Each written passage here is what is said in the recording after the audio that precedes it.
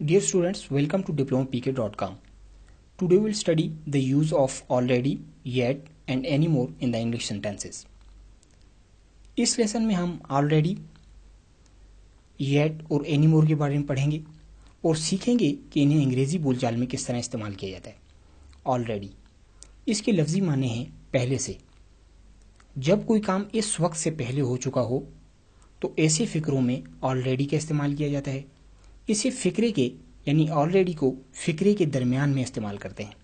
मिसाल के तौर पर इस वक्त 12 बज रहे हैं और डाक 10 बजे आ चुकी थी, यानी 2 घंटे पहले डाक आ चुकी थी, तो मैं ये कह सकता हूं the mail came at 10, the mail is already here, यानी डाक 10 बजे आ गई थी और मेल जो है वो पहले से यहां मौजूद है। The mail is already here. Yet इसके लफ्जी माने अभी तक के हैं। अंग्रेजी में इसका इस्तेमाल ऐसी जगहों पर किया जाता है जब कोई काम अब तक ना हुआ हो, यानी मौजूदा वक्त तक, लेकिन इस काम के मुस्तकबिल में होने के इम्कानात हों। इसे फिक्रे के येट को फिक्रे के आखिर में इस्तेमाल करते हैं। मिसाल के तौर पर डाक अभी तक नहीं आई है, यानी डाक के मुस्तकबिल में आने के चांसेस मौजूद हैं, यानी डाक आएगी लेकिन अब तक नहीं आई है।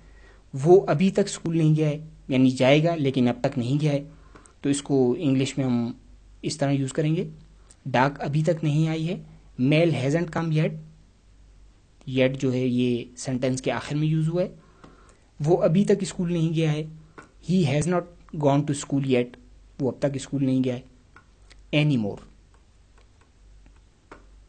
इसके लफ्जी मायने मजीद नहीं के हैं।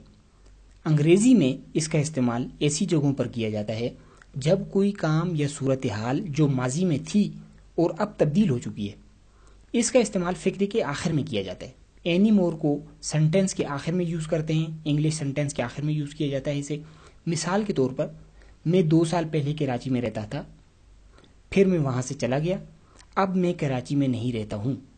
यानी 2 साल पहले कराची में रहता था, मुस्तकबिल में एक सूरत हाल थी कि मैं रहता था, फिर मैं वहाँ से चला गया और अब नहीं रहता हूँ, यानी अब मौजूदा ये सूरत हाल जो है वो चेंज होगी, अब मैं कराची में नहीं रहता हूँ।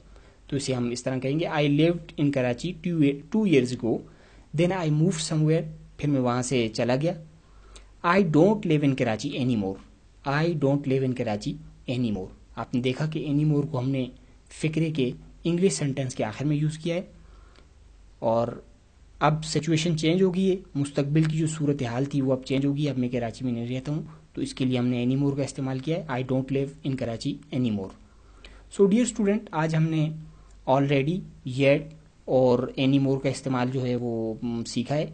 आप अपने तौर पर मज़ीद इसे इंग्लिश सेंटेंसेस में इस्तेमाल करें और अच्छी तरह प्रैक्टिस करें। So see you in the next lesson.